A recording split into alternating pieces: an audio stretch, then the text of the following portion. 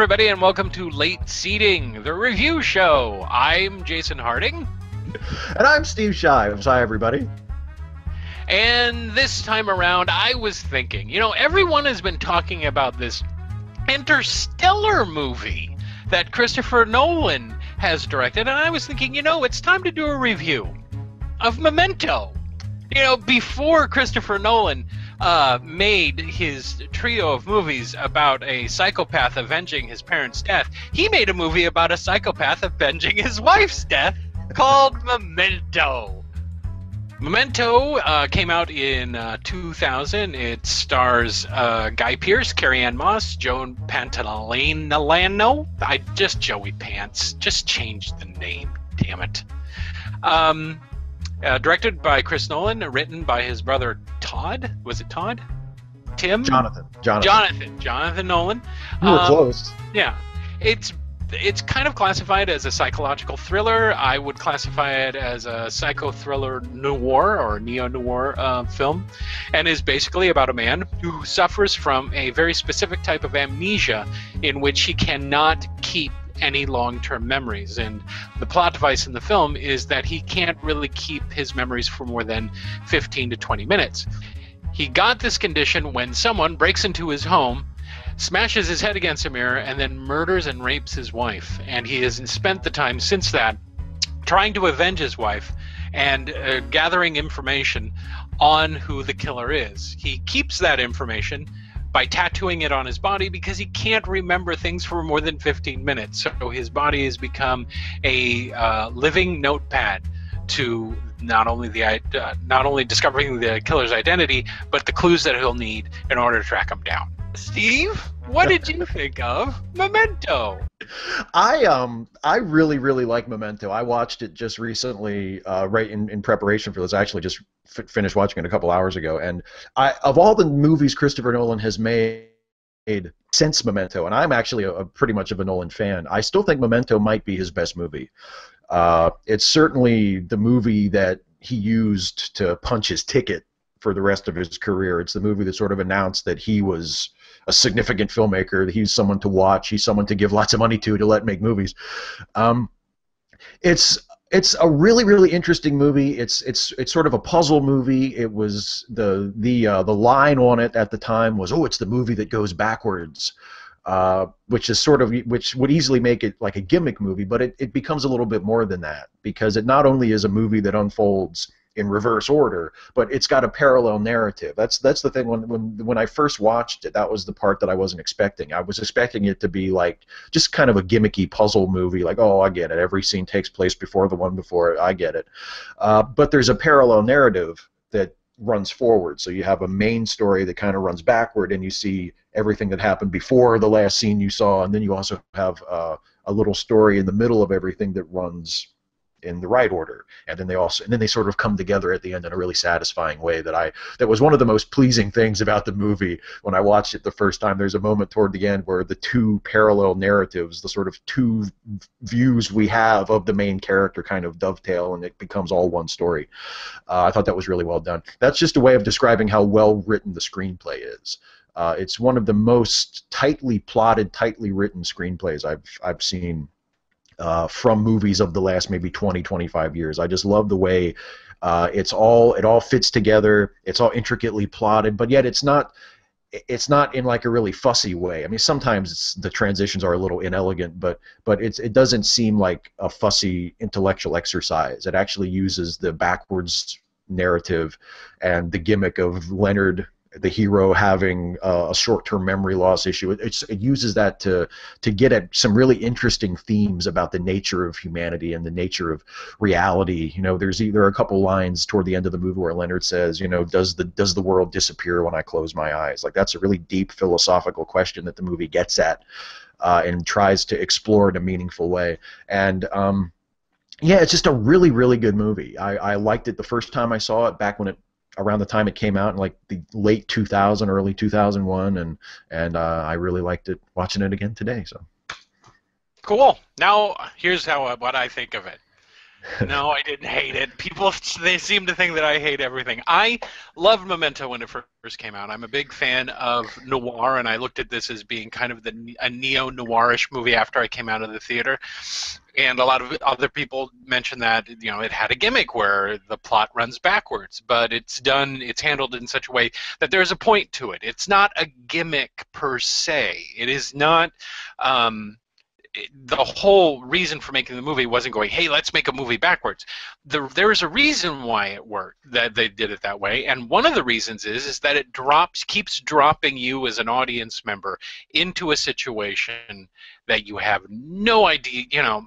It's one of those things where you start having to piece things together backwards. It makes you engage in the film in such a way that you can start understanding how Leonard's character is dealing with what's going on in the film. I don't want to get too spoilery in it. I've noticed that Memento is one of those movies that maybe some people have half seen or maybe wanted to see but didn't.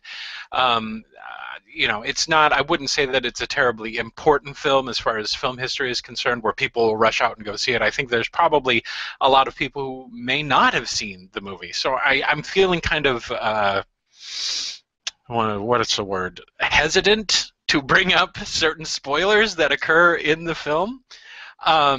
Which is funny, which is a film, you know, a film that has a plot that's going backwards. How do you do a spoiler since the beginning is at the front? I don't know. I will say this: it is a well-written script. The characters are interesting, and again, it's noir. You're not supposed to feel a huge amount of sympathy for many of these characters. There's not a whole lot of. You're not going to necessarily relate too much. But their motives are understandable. Their drive, you know, what drives them is understandable. The Carrie-Anne Moss character, you get to understand a little bit better. And again, I'm entering into spoiler territory because I can't reveal a whole lot. But you know, I've heard people, and you'll hear this in the counterpoint later, people who are confused by the movie. Well, you know what? This is one of those movies that makes you have to do a little work in order for you to complete the film. In other words, to complete it in your mind, you have to actually, after you leave, you have to sit down and you have to go, okay, what did this mean? And then you become a detective in the plot of that film. And if you sit down and you do the work and you think about it, and it's not hard, you don't have to get a piece of paper and write out everything that's going on or cut it in reverse order so that you can watch it from the correct way forward to figure out what's going on. You can sit down and you know, talk to a friend and hash out what the bigger meanings of the film are. I really enjoyed the movie. I actually hadn't seen it for a long time until I watched it yesterday. I had the special edition DVD that came in a case file and had all this stuff in it, and the menu that had a psychology tests on it. One of the nice things about this is that it could have been a very gimmicky film. It could have been a film that thought very highly of itself. It could have been an extraordinarily self-important film. But when you watch it, you get the feeling that we made a film for only $5 million. And it made a lot of money because the plot was good, the writing was good, it was different in a way that made it interesting. And it kept you engaged. Do I think it's going to be one of those films that people are going to be talking about 35 years from now? Who knows? There was a little pocket of time, I would have to say, between 1995 and around 2000, 2001, where we had a few neo-noir films, because we had the Usual Suspects that came out, which also had a twist to it. Did Kiss Kiss Bang Bang come out around that time? I can't. I think so. Was it? Okay. It feels like it did. Yeah, I think so too, because that's when, yeah, I think so. There were a lot of really great neo-noir films that were really playing with the, with those tones and that style, and where you could go with that kind of setting. And I highly, highly recommend this film, as much as I can't reveal about it at all. just in case you haven't seen it. If you have seen it, and you may not have seen it in a while, it's well worth a look. I'm sure you can find it streaming somewhere.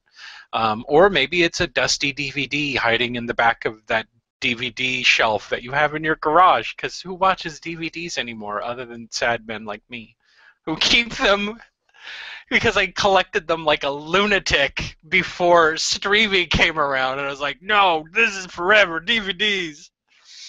So yes, I highly recommend it. Steve, do you have anything to add in regards to your review of Memento? Yeah. There's so much we could talk about with this, even without revealing spoilers. Yeah. First of all, actually, since you mentioned it, it is available streaming. That's how I watched it earlier today. I rented it. I rented it from Google Play for $3. I think it's also available on Amazon and Vudu and a couple of other streaming services.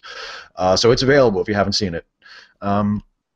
You mentioned that it's very much a film noir type of thing, and Leonard is kind of like the ultimate prototypical film noir hero because in a lot of the noir stories you have the detective who starts off knowing nothing. Dame walks in, and then the dame tells me a lie, and then I gotta go and find the truth. And he's a complete blank slate. Every 15 minutes. And he remains exactly. He remains a blank slate, well, not only that, there's the detective who's sort of in over his head. That's a classic noir character, and there's also the everyman who sort of becomes involved in something bigger than him that gets out of his control. That's a classic noir hero too, and that's Leonard as well. I mean, I described it, I think, to my friend after I saw it. I was like, hey, it was like watching the Maltese Falcon if Bogey was 85 years old and had Alzheimer's. Exactly. I couldn't remember anything every 15 minutes. Exactly. And using the gimmick of the film, the backwards revealing story, but also doing it in a way that the story unfolds forward. We see it unfold in reverse order, but also it unfolds in reverse order in such a way that we can only truly enjoy it if we watch it from start to finish. It's a really, really well put together movie narratively, and using that gimmick of Leonard having short-term memory loss, so every 15 minutes or so he kind of starts over, that also allows Nolan to give us a movie that's built out of so many reveals and so many discoveries. It's one of the great pleasures of watching a movie for the first time, and really watching a movie for the second and third time too, if it's a good enough movie, is making these discoveries, finding things out in the movie that you didn't know before, and ideally finding them out along with the character. So you feel a sense not only of your own discovery as an audience member, it's like turning the page in a book, but also feeling closer to the character, feeling closer to the hero. Because of the nature of Leonard's character, because we don't really get to know who he really is, and in fact the question of who he really is one of the great themes of the film. I have a theory, but I won't say it because that's spoiler territory right there. But we experience his fractured life along with him, and that's one of the ways we can feel close to him as an audience, because we can never really get close to him as a person. No. But we can feel we can share his experience. So there's a famous scene where I think a lot of people, maybe even who haven't seen the movie, might know about this scene where at first it seems like he's chasing someone, and then it turns out the person he's chasing is actually chasing him, and he's just forgotten what's going on. And we're just dropped right into the middle of that scene, and we don't know who the other guy is. We don't know why he's chasing him or he's being chased. We have no idea what's happening. And the bathroom, I think the bathroom scene. Like that. Yeah, that's another one. Yeah, that's a great one. And it's such an ingenious way of not only, it allows Nolan to explore the themes in the movie. It allows him to bring us close to this character, but also to keep the character kind of unknowable. Just that experience of giving the audience things to discover. That's something that so many movies, especially really big Hollywood blockbuster mainstream tentpole movies, it seems like they've completely lost the ability to do that, where the audiences are just told things over and over and over again instead of given a chance to sort of let the movie reveal things to you. And Memento does that over and over again. It tells you things you didn't know in a really unexpected and exciting way. It really seems that lately the studios are underestimating the audience's intellect. and intelligence a lot of the time, where they have to spell out everything. There's been a real lack of films or mainstream films. I won't say that this is the case in the independent scene, but of mainstream films that really don't require you to, but allows themselves to be discussed amongst friends afterwards, where you kind of have a debate about what your differing opinions are in regards to overall what the plot was and what the characters' motivations were, not saying that the plot itself was written in such a way that it's lacking. There aren't any plot holes in this. It leaves it open for interpretation. It leaves it open for... the discussion I got in at the end of Memento was kind of like the discussion that I would have with a friend about 2001. Because you'd walk out of 2001 and they go, I don't understand what happened at the end. Well, that was kind of the point. He Right. didn't spoon feed you, if 2001 was being made by a different director like Steven Spielberg or someone else now, the aliens would have showed up and they would have laid out exactly what was going on from when he enters into the obelisk until the end and the trippy dippy light sequence and all that other stuff. Kubrick allowed people to come up with their own interpretations. I've heard a lot of different interpretations about the end of that movie, just like I've heard a lot of different interpretations about Memento. And I think mine is right, and everyone else is wrong. And I can't tell you what mine is because that would reveal too much of the plot. But I like a movie that can be complete and have discussions. I think we see a lot of discussions now about people arguing over very obvious plot holes in films, where the film itself has a failing, but the people who watch the movies are now trying to explain away the plot holes for the filmmakers not doing something correctly, and that is not the way films are supposed to be made. Memento doesn't have any plot holes. What Memento has is enough respect for the audience to go, we're going to lay this out. We are not going to hammer some dumb message. We're not going to ram a dumb message down your throat. We're not going. This is not. The movie is not a moral drama where they're trying to make some point about humanity. If anything, it has some very interesting insights into the nature of memory and into the nature of who you are based on memory, which are things that I find and who you are based on narrative. I think I may have mentioned this before, but we are creatures of narrative. We are the story we tell ourselves who we are based on our past experiences, and we have a main character here whose narrative has been destroyed. And we see him having to reestablish his narrative. I think it's every 15 minutes, isn't it? It's 15 Something to 20, like that, yeah. Something like that. Who has to reestablish who he is very quickly in order to progress forward, or in this case backwards, through the plot. So it's one of those films that when you see it with someone that you can talk with about it.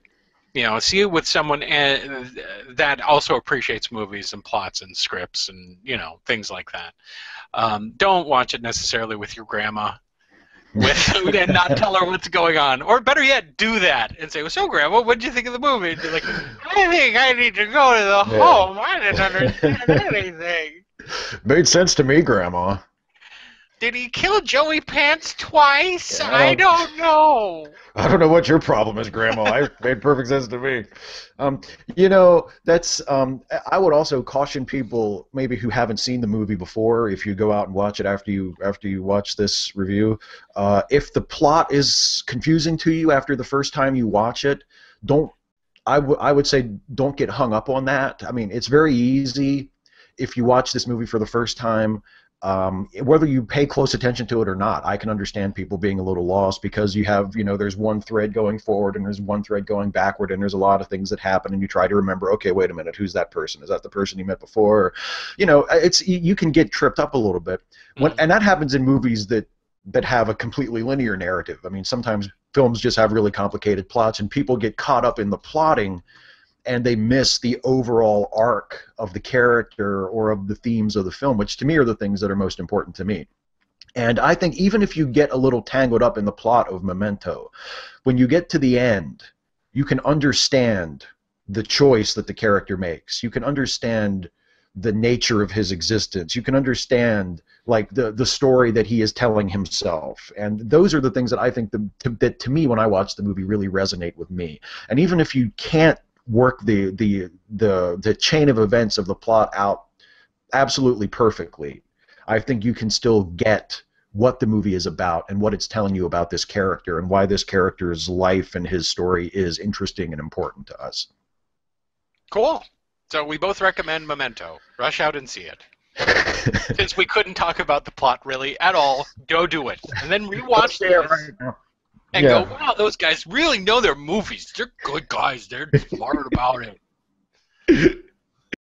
We loved the movie, but that doesn't necessarily mean that everyone loved the movie. Sure, it has 95% on Rotten Tomatoes from the critics and about 93% from the audience, but there's always going to be someone out there that hates something for whatever reason. And now it's time for Counterpoint.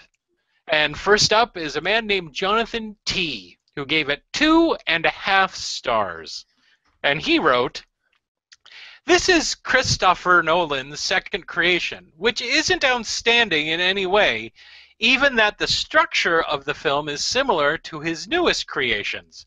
I can't understand those people that adores Memento, because it's a boring, slow, and confusing movie. Yes, the story and the structure is highly unique, and I enjoyed that, but in the end, wasn't this film as great as what the general people thinks?" It's not a question. "Memento is the worst movie, parentheses, to date, that Christopher Nolan has directed." Now, Steve, just a couple of things that you can't see. He's spelled Christopher Nolan with 2 Fs. Okay. And I don't know if he understands the rating system, because he ended his rating with Memento gets a 5 out of 10, even though he gave it 2.5 stars. So we didn't need both. And he, what do you have a reaction to Jonathan T? I think maybe part of the problem is that Memento is an American film made in English, and that doesn't seem to be his first language. Maybe there's just a communication barrier there that's not really Jonathan's fault. I am also kind of curious as to the statement, even that the structure of the film is similar to his newest creations. Yeah, I see a lot of Memento in Interstellar. Or, I mean, maybe judge it and say, what was the dream one? Yeah, Inception. Inception, where we had another crazy guy and a dead wife. But I mean, other than that, why does Christopher Nolan hate people's wives? If I was his wife, I'd be worried right now. Yeah. So like, is this another movie? Is this another movie about an obsessed loner and his dead wife? Okay. Well, I'm sorry, Jonathan T., if that's a real name. Christopher is spelled with PH. That's all I'm going to add. I'm sorry you found it slow and boring. Not everything can have car chases every 5 minutes and explosions and gunfire. This movie had gunfire in it. People died. They were shooting. Maybe you needed boobs. I don't know. There were no boobs that I can. I wanted to see the Matrix lady's boobs. A dude drank beer with spit in it. Wasn't that exciting? No, you were probably asleep by that point. That's a spoiler, isn't it? Spoiler, dude drinks a beer with spit in it. Somebody just threw their headset down and said, "No, I don't even have to watch the fucking thing." You spoiled the whole movie for me. The next one, I forgot to put the guy's name on here. I believe it was Anna H. If I'm saying it wrong, I'm sorry. This idiot wrote... The title is The Boring Mystery. I didn't like the sequence. You're an alien, aren't you? I find it too complicated to be understood easily for me. It is boring to stay more than 50 minutes watching movie and can't understand what the hell is going on! Exclamation points. That's what happens when you're an alien visiting this planet and we suddenly reverse the order of how a narrative goes. I understand. You're studying us for your home planet, and you're used to our stories going in one direction, and then suddenly we reverse it, and you get all confused. I get it. I'm sorry that you found it, too complicated to be understood easily. I suppose everyone should follow the narrative structure of a Dr. Seuss book so that you can easily understand things. Steve? You know what? I mean, this is apparently the first movie that this guy has ever seen, and Memento is not the movie you want to start with. I will caution everybody. I think it's a great movie. If you've never seen a movie before, do not start with Memento. It will probably just upset you and confuse you. Start You know with what? something No, else. I want to hurt this guy. Go see a Bergman film. That'll blow your brains right out of the back of your head. How about Yeah. that? Better yet, go find that early Salvador Dali film where yes. the dude cuts his eye open. Un You won't chien, understand any of it. un chien andalou. Oh, thank you, Un Chien Andalou. Yes. Hate French. And goddamn it, no one warned me when I saw that movie for the first goddamn time. I was like, oh, yeah. Salvador Dali. Okay.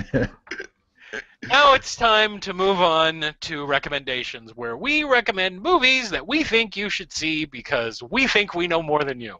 No, we just want to share movies that we love with you because we love you probably too much. Steve? Well, I'm recommending The Killing. The Killing is it's a movie that's kind of sort of related to Memento. I took a few steps to get from Memento to this one.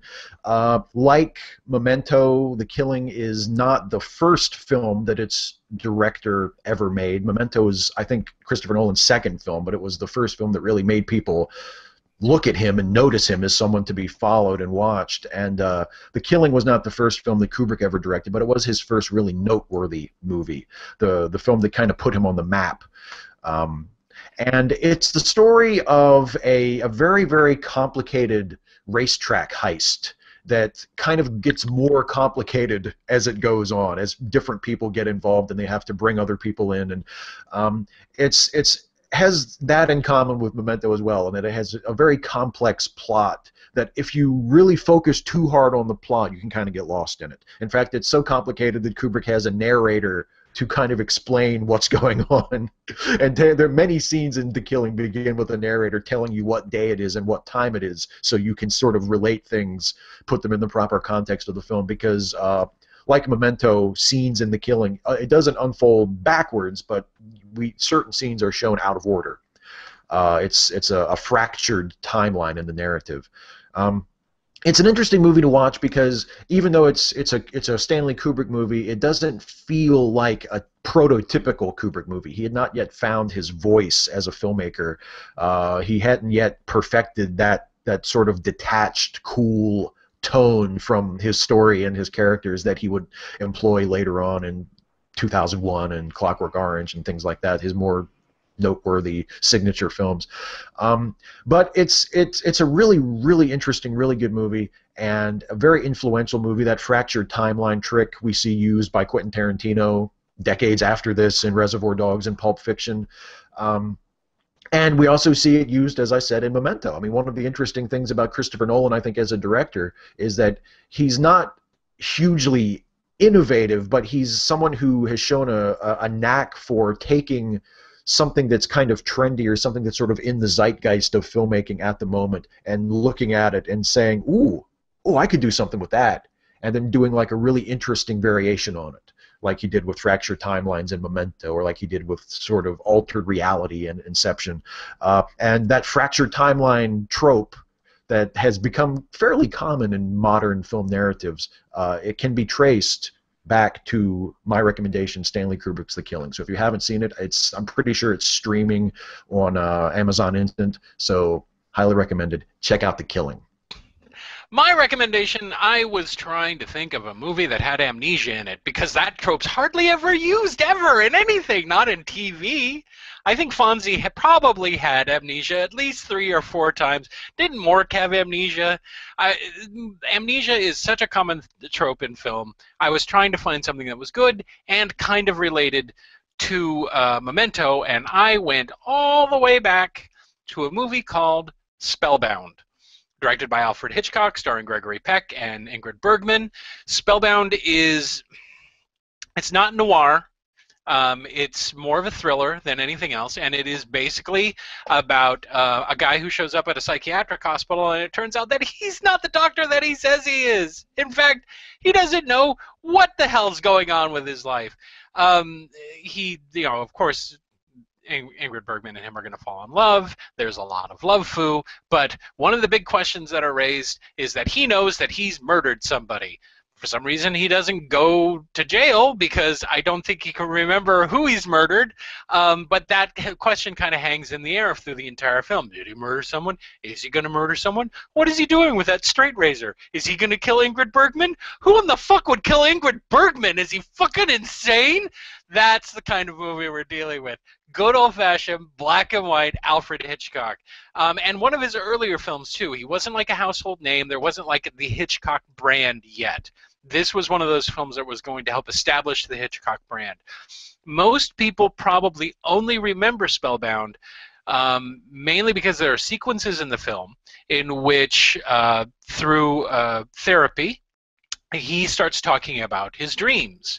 And what they did for these dream sequences in Spellbound is they said, who do we know that can make up really weird, fucked up imagery for these dream sequences? Oh, I know, Salvador Dali. So Salvador Dali basically designed these fantastic dream sequences, and they're not terribly long. They're interspaced in there, and they are interesting. I personally find Salvador Dali's dream sequences false because I've never had a fucking dream like that ever in my entire life. If he dreamt like that, I'm sorry, Salvador Dali, you have fucked up dreams. But they are very interesting, and most people only point to that as being the outstanding part of this film. I disagree. Just kind of fun. You know, there's a certain safety that you can take with older movies, especially movies from the 40s, where it's going to get dark, but it's not going to get dark to the point in which you are going to become upset. You know, you're not going to leave a movie from the 1940s going, I feel physically ill after having watched that, and my morality has been skewed past the point of understanding things. No, no, no. You're going to feel tension because nothing bad should ever happen to Ingrid Bergman, ever. That's just my personal opinion. But you're going to feel relief at times. I can't really say why if you haven't seen Spellbound. I'm not going to give away too much about the whole murder thing. And there's crazy psychoanalytical doctors, and Ingrid Bergman plays a typical to the era. She plays a psychiatrist at a mental institution, and all the other doctors like, oh, she's a real cold fish. Because remember, if you're a woman and you're going to be a professional in the 1940s, you had to give up sex and being a woman altogether, and men just, that's icky. If she had been, you know, a nurse or, you know, just some random woman standing around looking pretty like they were supposed to in the 1940s, they would have been all over like white on rice. But in this film, she's a professional. And Gregory Peck's crazy head breaks through that, and they have romance. Oh, yeah, and he also carries around a straight razor at some points of the movie, and there's nothing scarier than Gregory Peck carrying around a straight razor, kind of looking like he's wondering if he should not just slice up Ingrid Bergman to little tiny pieces. That doesn't happen. It's a 1940s film. No one ever gets sliced up into little pieces. But to Hitchcock's credit, he lets you think about it, doesn't he? He lets you think, oh, what I'm going to do now is let the audience's imaginations picture Ingrid Bergman's body chopped into hamburger meat on a bed. I don't know where I'm going with this. I love the film. Please go find Spellbound. It is well worth a watch. And once again, I'm cementing the idea in the audience's head that I hate modern film and that I'm at least 50 years older than I claim to be. But please go see Spellbound. Steve, what do you think of Spellbound? I agree with you. It's one of my very, very favorite Alfred Hitchcock movies, and yeah, there is a good dose of Hitchcock in Memento, and Spellbound is one of my very favorite Hitchcock movies. And Spellbound is also one of those things. Again, mentioning Kubrick, it's one of those films where